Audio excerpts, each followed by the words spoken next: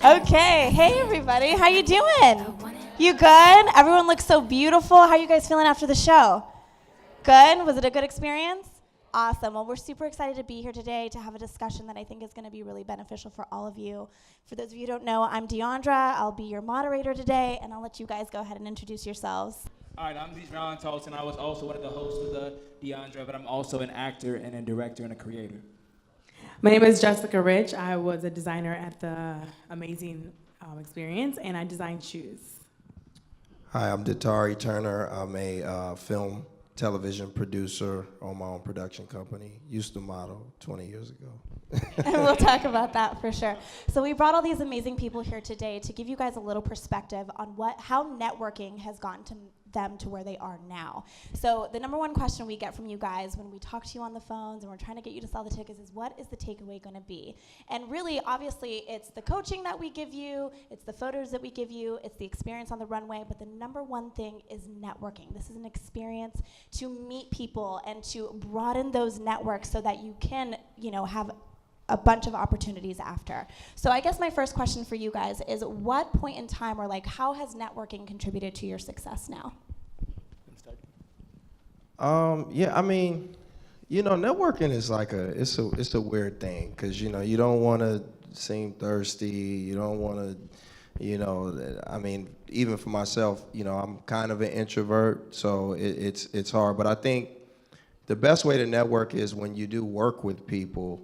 You just keep in contact, and maybe you send, you remember people's birthdays, you send maybe a bottle of flowers or something just to stay in contact with people. When I was in the fashion industry, I started my career with the Ford Modeling Agency, and I did a bunch of really, really big campaigns from Banana Republic to Abercrombie & Fitch to Hilfiger.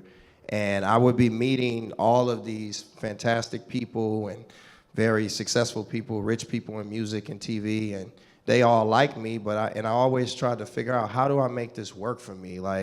How can these relationships really work for me? And, when I ventured into film and television, I found a lot of those relationships, and the people that I stayed in contact with, they were a big service for me.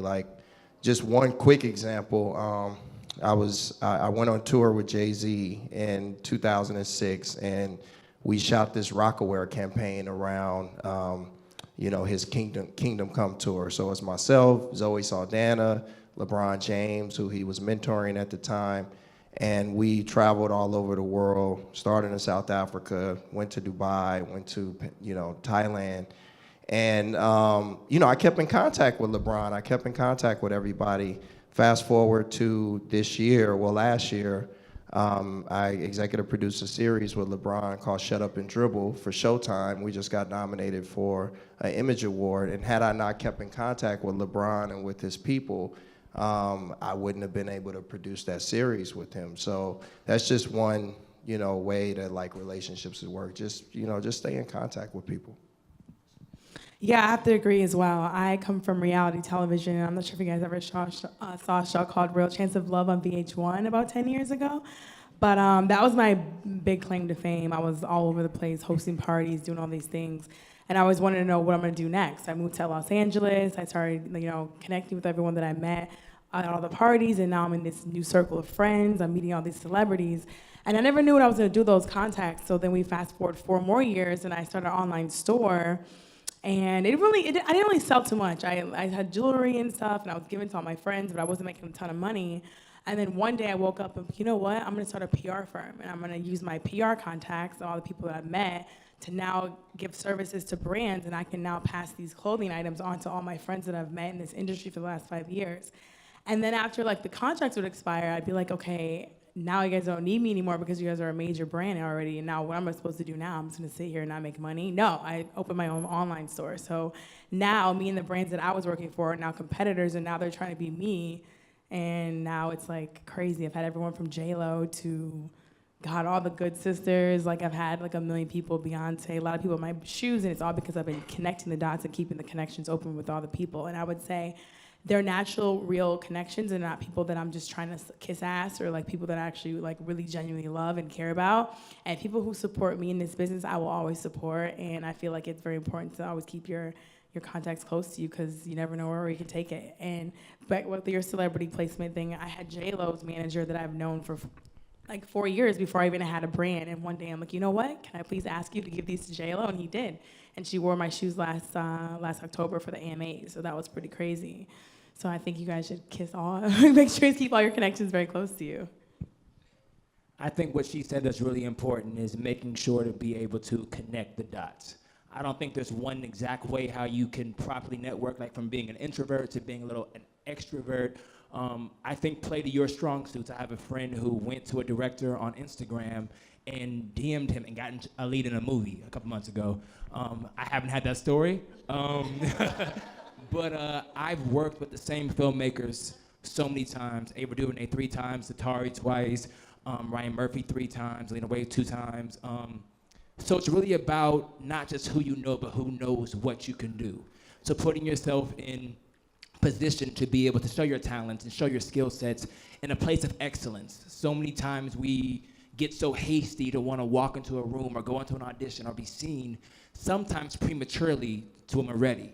And there isn't an opportunity to get that first impression back again. So with things like the model experience and different things we're gonna be doing, you have a chance to kind of hone those skills. Like training is so important, making sure you're at the best when you walk in that room to be competitive against everyone in your age range. You might be, 21 years old going against Yara, who has a show on Freeform, who's been doing this for 20 years. And you want to be able to walk in that room and see her and be like, yo, I have as much, if not more, to offer as she does. So I think it's just being strategic in your networking, making sure that it's aligning with your calling, what God has for you specifically, and also knowing what you have to bring when you make those connections that make you different than anybody else. Yeah, for sure. So speaking of strategy, I think a lot of people come to our program thinking that it's just about modeling and that it's, modeling, it's the one thing, you're on camera and that's the job.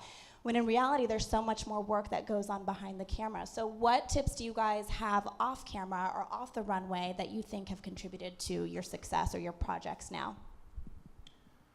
I mean, for me, I got discovered when I was 19. I was on a football scholarship at Oklahoma.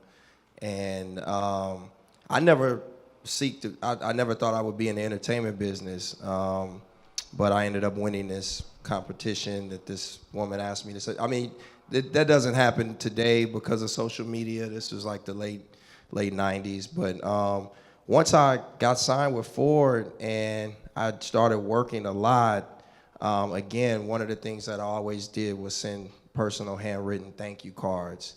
I think that's really, really important, because in our business, a lot of times talent, they aren't really grateful, they think they don't have to do that, or like I'm with Ford, or I'm with Wilhelmina, I'm making $10,000 a day, they should be blessed to have me. Like, people don't really think to like just say thank you. I mean, gratitude is sort of like my word, like, I mean, I think probably most of us come from humble beginnings. I think I'm like the first generation person in my family that, can say they made 7 figures or whatever. So I think that just doing that, Another thing I would say is just like to study photos, study magazines. You got to know what's going on in the industry, like what everybody else is doing, like. Kobe, basketball players, Kobe, he wanted to be Jordan. You know what I'm saying? Like, he studied everything Jordan did. LeBron studied all the greats. Like, because I have a sports background, I feel like I attack everything from that mind state. And so when I was modeling, I spent hours looking through magazines, just seeing what everybody else was doing, seeing what kind of looks people were doing, seeing what kind of poses people were doing. I think it's important for you to know, how to take pictures, because there's a lot of beautiful people that don't photograph well, and there's a lot of people that look average that photograph like supermodels. And then you see some of these supermodels in a restaurant, you like, damn, she ain't even that bad. Like, how's she working every day? but that's because she knows how to take photos, and like you should know what side of your face is the best side. You should know what side of your body is best. You should know how to make yourself look slender, like more slim. You just got to know your body. Like NBA, like you got to think about it. If you want somebody to pay you to do a job, you in the pros, you in the NBA. And like, there's no basketball player that's in the NBA or football player that's in the NFL that's gonna step out on the field and not know everything about the game because somebody is paying them to do this. So this is a real career, I was always on time. When I modeled, I was always, I was just professional, like I said, you send thank you cards, you there early, but I am a big believer that in the fashion industry, because you don't have any unions, you don't have the Screen Actors Guild or like the Producers Guild to protect you really. I mean, there's a lot of horror stories in the fashion business. It was a wild ride. I think that you want to keep everything you're doing between the hours of 8 and 8 if you're not really a person that's like in the drugs like that, or you're not like, don't get yourself caught up in these situations because it could actually hurt you worse if you at one of these parties. In my day, it was like the Versace mansion and things like that. You go to one of these parties, there's all kind of weird shit going on. And it'll hurt you worse if you at one of those parties and somebody asks you to do that, and then you be like, nah, I'm cool, because then everybody's looking at you like, okay, well, why you here? Because you're going to tell on everybody. Or like people don't. So try to just stay, if you're not about that life, keep everything between the hours of 8 and 8, so you can stay professional. I love it. For me, I would say my biggest, consistency for sure. Consistency, I would say for 10 years, I was like, okay, what am I going to do? And then if you keep going at something, you just keep going at it, it's going to eventually show itself. I used to want to be like a TV host. I still kind of want to still be it, but I feel like God put me in the place that he wanted me to be, and it just took constant continue, keep going. So even if you guys want to be models, if you guys are not there yet, if you booked your first job, keep going, keep exercising, keep looking good. Health is very key. Like even like you, like I was out 2 nights ago and I'm like, wait, what am I doing? I need to be in a meeting at 8 a.m. But I'm trying to also live my life at the same time. It's all about balance, because this business can make you go crazy, and I'm even at all levels. Even when you're like at the top, you could be like, okay, I have to keep going. Like now when you get to a certain level, you have to keep that momentum, and that gets very frustrating as well. So if you guys are Christian, I'm very Christian. I'm very, like, I pray every night. This world will make you go crazy. So you definitely need balance. And I'd say family members as well are really good for you as well. Like call your mom, because life is short and you just need everyone around you to continue, be amazing, I think to kind of piggyback on what both of them said, I think you practice how you want to play. So I think before you get on stage, you should be operating in a place of integrity and character for when you get there. I think people think, when I arrive, I will do this. When I arrive, my life will be better. But how you act now is how you act then. I know that, to go back to also networking, people want to work with who they like. You can be as talented as you want to, but a positive attitude goes a very long way. Walking on set, saying hi to every makeup artist, every PA, every person holding a hand, making sure you go by and say goodbye to everybody, giving them a hug when someone's having a negative day, a smile. Especially if you're in a position of power as a model or an actor or entertainer, oftentimes people idolize these people. And they almost make them subhuman. So your simple smile or a laugh or a gesture, or hey, you okay? Did you eat today? You want some water? They're asking you if you want water. Do you want water? Those little gestures hold a lot of weight. And it also shows the character of who you are, because the question becomes, why do you want to do this? When you get the platform, what are you going to use it for? Is it because you like to take photos, you want to be famous, you want money? All those things are so fleeting and so empty that there has to be some type of foundation for you to stand upon. So when you are rich and you are famous, you have a message that you are effective and not affected by all those things Datari talked about. And I think past just your own personal thing, it's like, all right, I'm now prepared as a human being to be on this platform, but is my gifting prepared? And if they're not offering opportunities, how do I go get them? A strength of mine is I also am creative and also very business-minded. So the thing that is a strong suit for me is connecting the dots. All right, cool, if you're not giving me this role, I'm gonna create a role. If you're not offering me an opportunity, I'm gonna make one. And using those networking opportunities to make sure that nobody can tell you no. And then when people wanna see you win, they wanna rally behind you. They wanna help you. They wanna show up for you because you've shown up for them. That was beautifully said. So I think all of you mentioned one thing, and it was balance. So how do all of you balance that business mind while also still sharpening your tool as a creative? I mean, I think that everybody in this room is a boss and a CEO. You're the CEO of yourself. You know, that you're who you are, that's your brand. You the boss of yourself. You're a CEO. So, you know, you have to ask yourself, what is, as Dijon even said, what is your mission statement in life? Like, you know, to stop and think about, what is your mission statement in life? What do you stand for? What do you want people to, if you die tomorrow, what is it that you want people to say about you, what you stood for? You should ask yourself these things, like, what is my mission statement? What is it that I want to say? You know, I think that you gotta go into it. If you look at yourself like you a CEO and you already a boss of such and such Inc., whoever your names are, then you will automatically approach it like a business. You know, Naomi Campbell is probably the greatest black supermodel ever, but Tyra Banks got more money than her because Tyra Banks, you know, was smart enough to say, you know what? You know, a lot of these girls all over the country, you know, every young girl want to be a model in the same way that every young boy want to be a rock and a hip hop star or an athlete. And these girls are paying thousands and thousands of dollars for these model competitions that really they not getting discovered at. It's all a joke. Like, it's all a joke, you know, because real modeling agents don't charge you anything. Like, if they think that you got the look, they will find it. They will pay for your pictures. They will put you in a model's apartment. You won't have to spend a dime, you know. And so she saw that and she's like, let me do a TV show called America's Next Top Model. And that series has made her worth $100 million.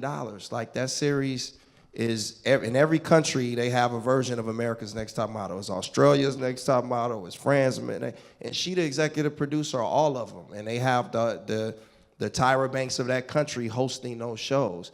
So if she hadn't have been thinking of, you know, if she didn't have a business mind, she wouldn't have thought of something like that that could yield her more money than she would ever make in the fashion business. Same thing with Heidi Klum. She's made $100 million off Project Runway. Same thing with Giselle. She's made hundreds of millions of dollars off of her sandal line, you know, way more than Victoria's Secret ever paid her. You know, so I think that, like, you gotta think like a business person. You know, when you have that opportunity, you got a very short window to be a model, almost like being an athlete. Like, that reign is gonna come to an end. So you need to think about all the ways you can get a bag when you get on, you know, that you can. But always, you know, as Dijon said, you know, as Jessica said, I mean, gratitude is really important, you know, like that is just staying humble, having gratitude. People do want to work with people that they love. Lamaya's sister, Megan Good, I made 7 movies with her, you know, and we work together because we like to be around each other. We like each other, you know, as humans, you know? And so same thing with Dijon. Like, you know, people want to work with people that they love and like, that are professional, they know it's going to get the job done. And so everything has got to be a business, because at the end of the day, you in a business. And if you couldn't be there, they wouldn't pay you. So that's just, the whole thing is a business. Yeah, balance. For me, I would say my health is everything first before anything, because I've been through a lot of situations with my family having cancer, and I know that people keep going, but you can do that, but you have to also take care of your mind first. Like, I can't wake up in the morning and make new designs and get more influencers and celebrities in my brand if I don't have my own woosah, you know what I mean? So sleeping for me is important, eating healthy, working out. When I look amazing, I feel amazing, I can do anything. When I have 4 hours of sleep, I am mad, I'm a bitch, I'm pissed off the next day. Like, do not call me. So for me, balance before anything is my health, and after that, then I can like sit back and be like, okay, what's next? Is my Instagram okay? Is my social media? Social media is very important, you guys. Like, I'm obsessed with social media. You guys have to have your Instagrams on point, 3 pictures a day at minimum. If you don't have a photographer, have any random valet person shoot you. Like, I will literally go to dinner and be like, oh, take a picture of me.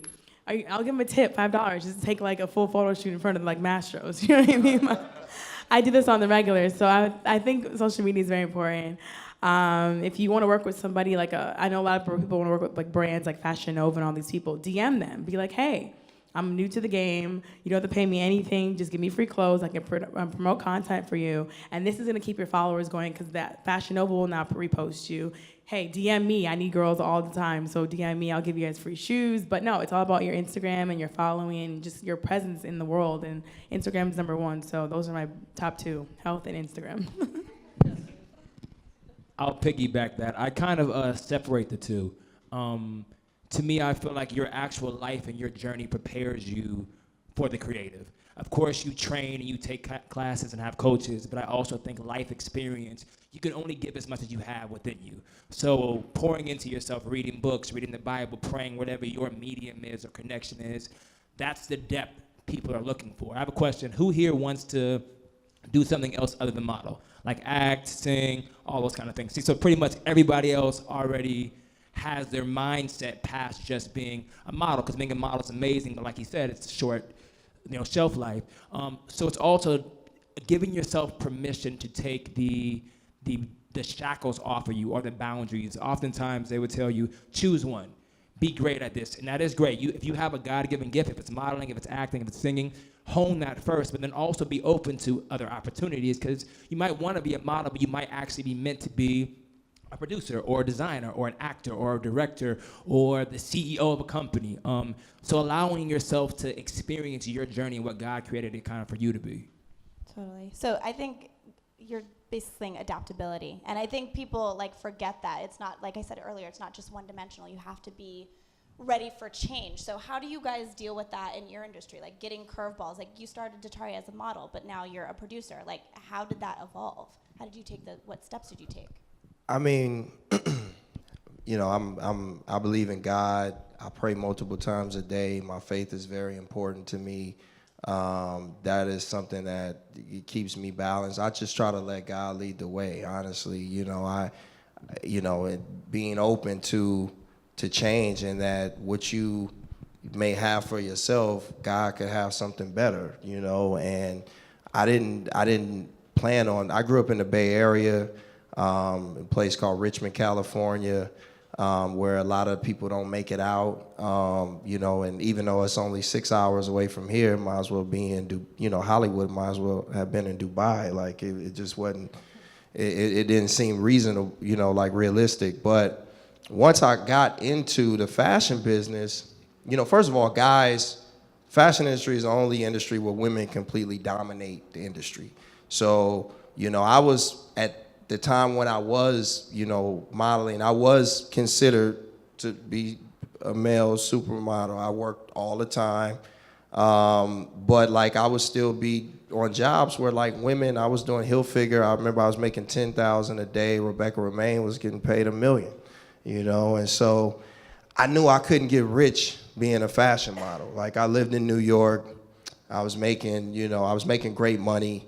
But I wasn't getting rich, and so I started thinking about it. And then, being a 40-year-old, my agency used to always tell me, yeah, you can model forever. You can do catalog. You could do Bloomingdale's and Sunday paper catalog forever, all this stuff. And I'm like, honestly, I like food. I really like food. And I just couldn't see myself going to auditions and carrying a portfolio and having, because it's really not modeling's not really a skill set. You don't get a chance, you don't get to choose how tall you are, you don't get to choose the symmetry of your face, how high your cheekbones are, you don't get to choose any of that. So, I was paranoid a lot of the times when I did model, because I always felt like, this is the day that I'm gonna show up on set and they're gonna realize I really don't look, why are they paying me?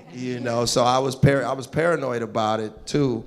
And so, I was depressed a lot when I modeled, to be honest. Number one, I couldn't eat. And, I was living out of a suitcase. I basically had to chase the globe for my money, and so I couldn't really have a lot of like, you know, I was never in one place, you know, so I was just sort of like, well, as somebody that always thinks about the future or what my life is going to look like when I'm 30, 40, 50, I was like, you know what, I need to figure this shit out because, you know, it's great now, I'm on billboards and things like that, but that's not going to last, you know, and so I went back to ground zero. Like, the only thing I ever loved as a kid other than playing sports was movies. I would cut class in high school, go to Berkeley, stay in the movie theater all day, but I didn't know what that meant because I didn't really want to be an actor. And so when I was in New York, I was living there. This was right after 9/11. I saw the plane crash into the Trade Center in person, and you know, it was a really depressing time in the country in New York, and so I was staying in the house a lot, and I went and bought this book called Save the Cat that taught me, it basically teaches you how to structure a screenplay, and then I bought another book called Writing Treatments That Sell that you know, basically told me to, like, you know, this is how you pitch ideas to TV and film. And it said to write about something that you knew, and that sort of was how the genesis of Video Girl, how that came about. And I wrote this script, and I remember I told my girl at the time in New York, I'm like, I'm moving to LA to be a screenwriter. She's like, yeah, okay. Like, you know, laughing or whatever. Thought I was going through a midlife crisis at 23. But I did, you know. She didn't, you know. I moved. I got me a little studio apartment in the Valley. I was still paying for my place in New York. It was a studio. I had a blow-up mattress and a desk, and all I did was a table, and all I did was just write every day and drop my screenplay off to different companies. And one night I was out, and then I ran into Megan. And, you know, I approached her. I think the first time we kind of like, we both had been drinking. I said something sarcastic. She wasn't feeling it. But I got her number, and then I called her and was like, would you read my screenplay? And blah, blah, blah. And the rest, make a long story longer or shorter, the rest is history. She came on board to attach to my film and started that journey of years that it took to help me get that film made. And I mean, I was broke for a while, you know, like after making a lot of money, like you know, because I wanted people to see me as a writer, you know, and so I didn't want to be on billboards in my underwear, you know. I was trying to get people to see, you know, to see me as something more.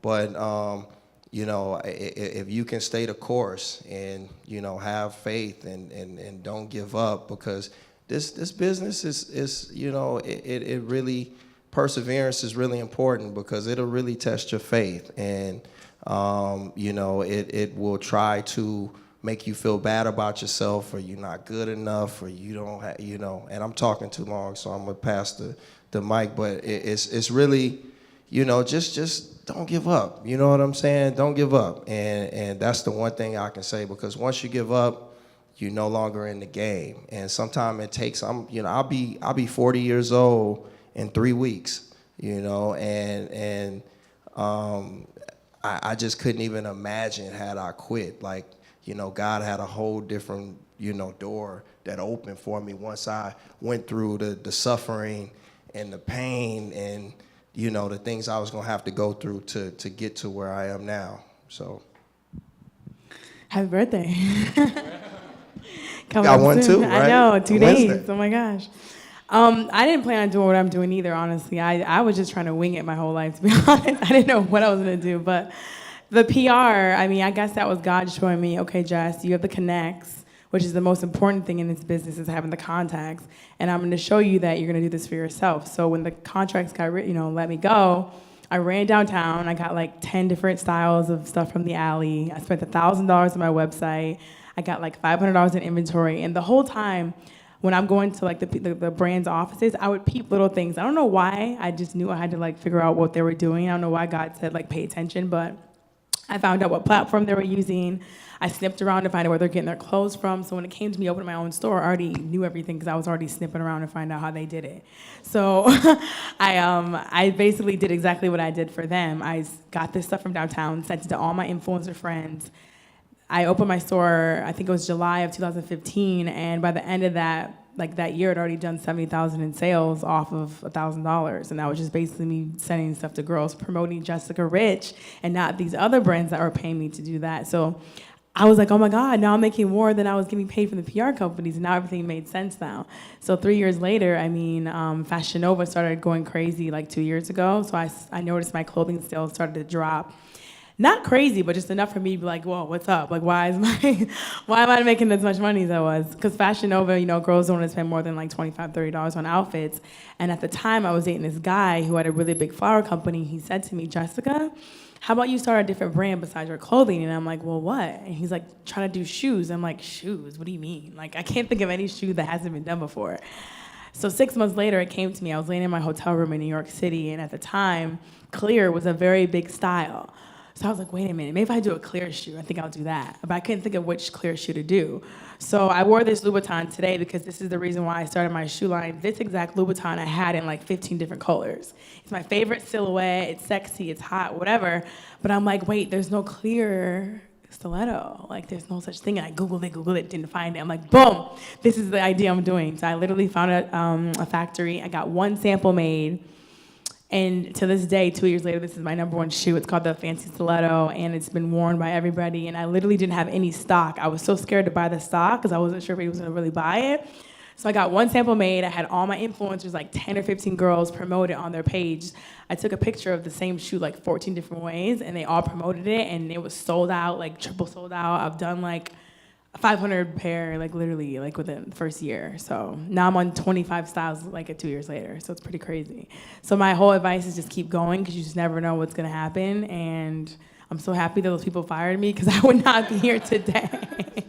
And it's crazy because I'm dropping my men's line next month. No one knows it. I've had like a lot of people like copy me, like Pretty Little Thing, all these big brands, and it's kind of like pisses me off because I'm like, wait, that was my idea, and how the hell are you gonna sell my stuff like half the price that I'm selling it for? But whatever, people know I'm the originator, so if you guys want replica shoes, you can buy replica shoes, but otherwise I'm the first one. So yeah, but men's is now my next division. I'm like, wow, I'm doing a men's line? Like, what do you mean? I would never think I'm doing like a men's line now. So it's pretty crazy. I'm 35, I'll be 35 in 2 days, and I feel like I wouldn't change anything about my life. Not every day do I know what I'm doing. I wake up today, like, what am I doing today? I don't know. Like, as far as like the fashion, I have to keep watching it, but you have to just stay in your own lane and do whatever you feel you should do. Don't follow trends too much, because if you do, you're gonna like not have your own ideas, you know? And I don't know, I think I said all that. Happy birthday to you as well. It's Thank like all you. the birthday people Thank in here, you so right? much. But my whole life has kind of been about versatility. I'm the youngest. I'm Megan and Maya are my cousins, so they were already in the game when I was kind of born. So them and my brother, they were acting and moving. So my mom only allowed me to like model until I went on an audition with my brother, and I booked the job over him. They're like, "Can he come in? Can he audition?" So then I got that. From that, I like was a child actor. Then they made me stop because truthfully, I got offered the role of the Nutty Professor's son in a movie, and my mom was like, "Nope, we're done. He's out of here." But I went to school and became like valedictorian, did the whole other route, and I made an agreement with my parents that if I stayed in LA for college, that I could act again. Fast forward a year and a half later, I booked a series regular role on Glee, which kind of like took me from being pre-law student to being a working actor, which completely changed my whole trajectory. Fast forward to a couple months previous to this, I was at a meeting with a publicist, and I was trying to get her on board my production company I'm starting, and she actually had a script. She's like, "Hey, will you read my script?" And I read it, and it was incredible, and now I directed her pilot. So it's kind of about being flexible and open to going where God has you, and knowing that your different avenues and your techniques and your skill sets play to different places. You can be a model today and, a host tomorrow. You can be a host tomorrow and then be a shoe designer the next day, So knowing that versatility is the only thing in this career that'll stay consistent. Because as they said, it's one of the hardest jobs in the world. They say being an entertainer is literally the hardest job in the world because you can go to school for everything else. If you go to school to be an accountant, 10 years later, you're going to be an accountant. You can work as, being a model. 10 years later, you might still not be a model. So I always say past anything else, whoever you believe in, take your dream to God, take your dream to Allah, take your dream to whoever, because it's gonna come a point where it's the hardest thing in your life is your job. Whether you're working, whether you're not. People always think, like, when I book this job, when you book the job, new levels, new devils. You're just dealing with something else. So it's pretty much being like, does God want me here right now? Even if it's hard, even if I'm angry, even if I'm mad at my co-star. We were just saying, like, we actually get along really well, but if we didn't get along really well, this would be terrible, you know? So many times I haven't got along with my co-star, you know? Most shows, the hosts don't get along. They don't, you know? You're like, I gotta see you again. But it's your job. And the biggest thing is being able to do whatever you do in excellence. Going back to, again, like, how you do one thing is usually how you do everything. So making sure that when life throws you a curveball, enjoy it. You know, I always say, God, thank you for the things I don't know. Thank you for every no. That wasn't rejection. It was just you redirecting me to the path that I was supposed to be on. And in this career, that'll be an everyday encounter. Someone's gonna be like, you aren't good enough for this. You weren't what we were looking for. But as long as you're bringing your A game, you know that, all right, cool, one day it will be I will be what you're looking for. I will be the right person. I'm going to be so good you can't ignore me. I'm going to be walking there so great that he might not be right for this, but in a month or two, how about Dijon? Didn't he come in and do that one role? He's right for this. You know, it's planting those seeds so that you're not only winning the job, but winning the room. Okay, so let's turn it over to some Q&A. You guys have some questions. Now's your opportunity. Definitely take advantage of it. So who has a question? Yes. Oh, shoot, I get a mic? Okay. First and foremost, my name is Conscious, Koncious.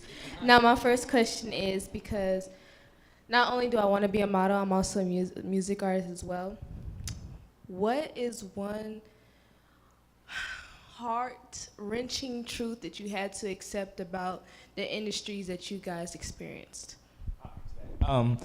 I actually, after Glee, was a music artist as well. That was my focus for a year and a half, was like R&B pop music. And everyone would always tell me I have to choose one. You want to be an actor or do you want to be a singer? And I'd always be like, but I can do both. And I enjoy both. And they kind of bring me like different enjoyments. And that's kind of why I was on the show I was on. But it became a point in my life where I realized that there was only one that I couldn't do without. You know, that one that made me feel like, yo, God intended for me to be in this medium, to be effective in this way.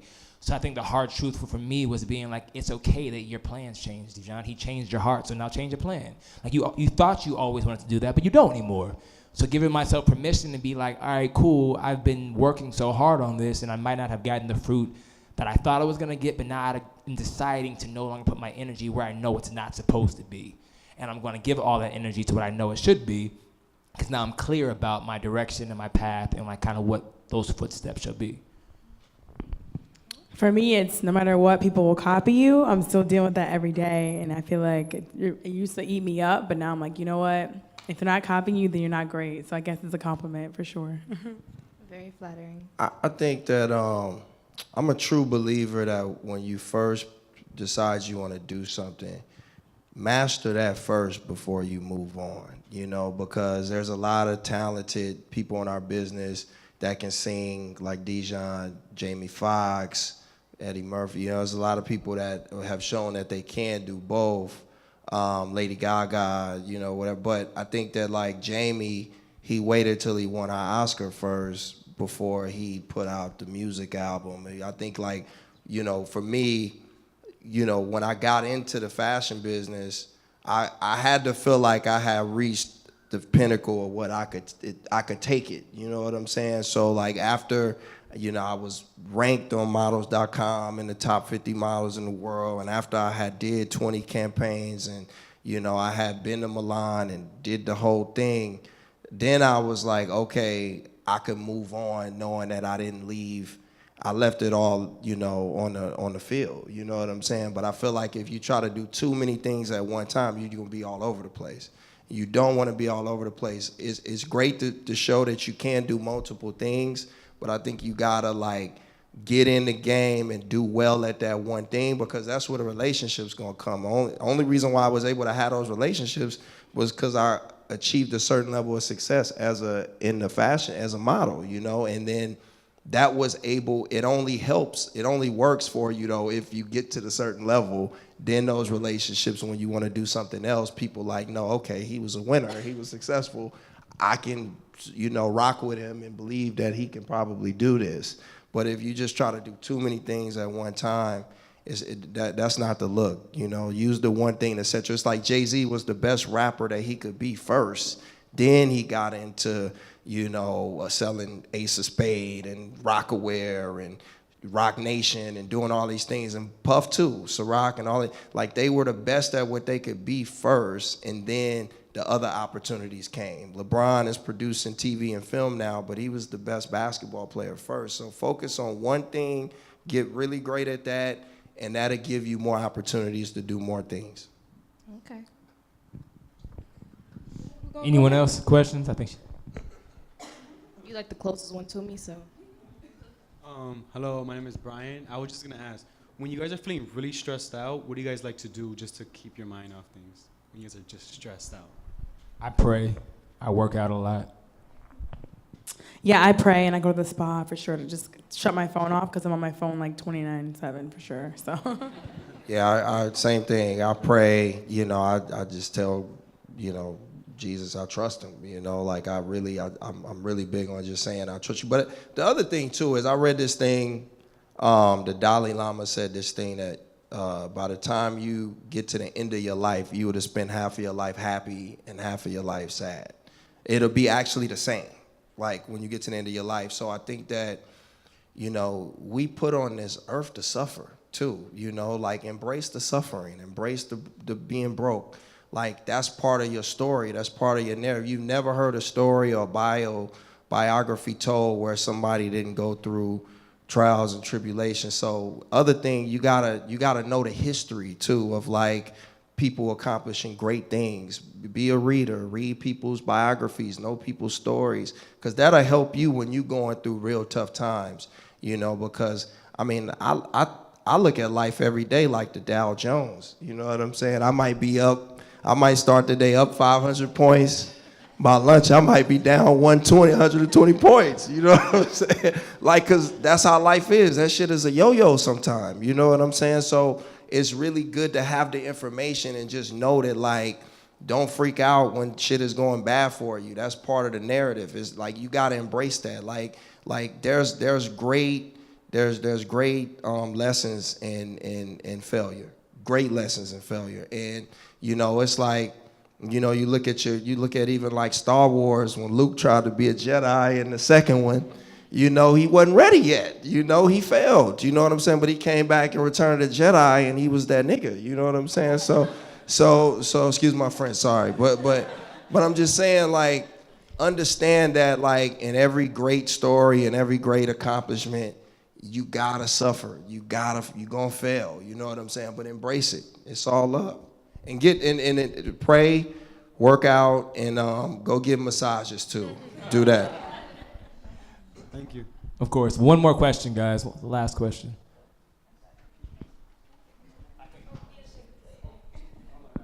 Okay. So my question is probably going to be kind of off the charts, but I live in Charlotte, North Carolina, which is, of course, a growing area. We just had All-Star Weekend. It's a couple of different things, taking place out there. But it's not a lot of opportunity. So for a person like me, I'm traveling from New York to LA, just all these different places trying to find opportunities. So I guess my question for you guys would be, like, what tips do you have for finding opportunities for models, especially someone like me who is not your average model height, average model weight, different things like that? Girl, I'm gonna answer this one. I am 5'2" from Albuquerque, New Mexico, okay? And here I am today booking campaigns as a working model and entertainer. So my biggest thing was you have to have the gumption and enough guts to be able to step out of your comfort zone. Neil Donald Walsh says it's the best. My favorite quote, life begins at the end of your comfort zone. At 17 years old, I told myself there's no one here around me living the life that I aspired to see. At the time, I grew up in the era of the hills. Lauren Conrad was the one and only influencer, like in LA, going to FITM, fashion school. That's what I wanted to do. And I was like, there's no one on TV, there's no one in campaigns that looks like me, who comes from my background. So I was like, I gotta pack up my bags and move. So it's about taking those chances, being brave, not being afraid to step out of the comfort zone, and not being afraid to, be proud of who you are. I'm proud of being a small town girl in a big pond. And I think Dijon said it the other day, it's okay to be a big fish in a small pond. Master that first and then move on.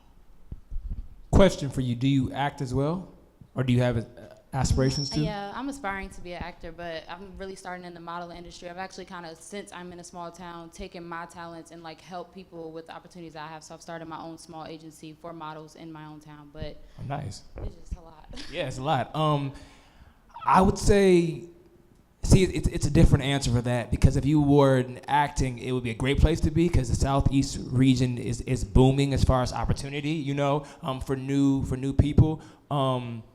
But for modeling, you might actually have to make the move, because modeling is a very niche-based place where more times than not, they're not traveling, to the Southeast to do modeling campaigns like they do TV shows or films. So like she said, you might have to, pack up those bags and go to LA or New York and, really give it a shot. If you feel like you're ready and you're already at a place where you're now sewing into others, and maybe you have to take some of that energy and just, put it all on the line. Yeah, I 100% agree with that. You have to be in LA or New York, unfortunately, because, you're hot, you're gorgeous, like everything's going to go well for you. So I would just say it's going to make it a lot faster if you just get where you need to be, where everything is, because everyone else is traveling here every day to live here, and they're all coming just like you are. So you might as well just jump in the hole and just dive in, Yeah, understand that nobody from LA is from LA for the most part, or I New am. York. Well, you from the Valley though, so it's not really. Yeah, it's like that, Well, anyway, but 98% of the people that are in our business aren't gonna be from here. Everybody's imports. You know what I'm saying? And I think it's great now in the fashion business that it's so many more opportunities and so many different kind of models, from plus size to now you got social media. When I modeled, there was no Instagram, there was no YouTube, there was none of the social media, there was no Twitter. So really there was only really one kind of model, and they only classified you as a model if you lived in New York and you was with one of the 5 powerhouses and you went to Milan for Fashion Week. So it was very specific when I got in the game, and much harder. Now you can do Fashion Nova, you can do Instagram modeling, the game has opened up so much. But what we used to do too is like we would look at the globe and we would be like, as a person of color, South Africa used to be a place that like you would want to spend some time in. So we would go spend like 2 months in South Africa in Cape Town, because they have what people don't realize, or maybe they do now, but like every magazine that they have the US version for, they have the other country's version for. So they got South African Vogue, South African GQ, South African Bazaar. And so it was a great place for models of color to go get tear sheets, to go get Vogue and go get GQ. So, a lot of models would go there to build their portfolios up before they went to New York. But ultimately, the fashion industry is in New York. If you're trying to do it on a real level, that's sort of the place you have to go. And as I mentioned before, modeling, you're gonna have to live out of your suitcase. Like I had a schedule every year, like, we would go in December, we would go to Miami because, in December when it's cold everywhere else, it's hot in Florida. And so all the German clients would come to Miami to shoot. A lot of the campaigns, all of the big photographers from Mizell to Herb Ritts to Bruce Weber, Testino, all of the campaigns would be shot in Florida from like December to January, and we would all go back to New York for Fashion Week. But like in February, you had to keep moving. We was living out of a suitcase. So you embrace that. Yeah, so one more time for who here said that they want to also be an actor? Yes, a lot of people. So we've been kind of like talking about ways that we can open up the model experience and kind of allow people to not just have to focus on one thing, but giving them the tools to definitely be able to venture into other mediums and capitals. And being from Los Angeles, we're talking about doing now the acting experience. So now everyone who also wants to be an actor will have the tools and the ability to learn and grow and do different kind of like platforms. So now you'll experience what it's like to be a model, be an actor, and be able to decide like what do I want to focus on, what do I want to hone and master, and what kind of my lane is. Because like for you, you said you are 5'2"? 5'3"? Yeah, so like modeling for you would probably more so be commercial, you know, or catalog, but there's, believe it or not, way more money in commercial and catalog than it is in runway. But also commercials right now. If you're in LA right now and you had a commercial agent, you could be going out on auditions, you could be going on theatrical auditions, you have a great look for like Freeform and like ABC. So just knowing that you have the ability in this town to do whatever you want to. You want to sing, sing. Go to open mics, have the, you said what? Oh, you're a rapper. Come on, Nicki Minaj. But you know, just find what Ava said too, is find your tribe. Find who you want to create with, find who makes you feel like the best version of yourself, and just create. Be an entertainer. You have no boundaries to what that means. Being in LA, definitely this is like the home for being an actor. So you embrace that as a model, in closing on my end, but like it was a model that in New York, when I was doing Sean John, he had moved to New York from Florida, and I was sort of like the guy who took him around, and I would take him to castings with me, and he didn't book a lot of jobs as a model. He booked some stuff here and there, and then when I moved to LA, he moved to LA too, and he got a little role in Coach Carter. His name is Channing Tatum, and he became with 15 million, making like $15 million a movie. So. Sometime, again, you are who we can't change our physical appearance. We can't make ourselves 5'10", or, our bodies are what they are. If it makes more sense for you to go in the acting direction, you never know. Actors make more money than models. So, definitely, embrace that, as Dijon said. Well, thank you guys so much for being here today, and thank you to all of you as well.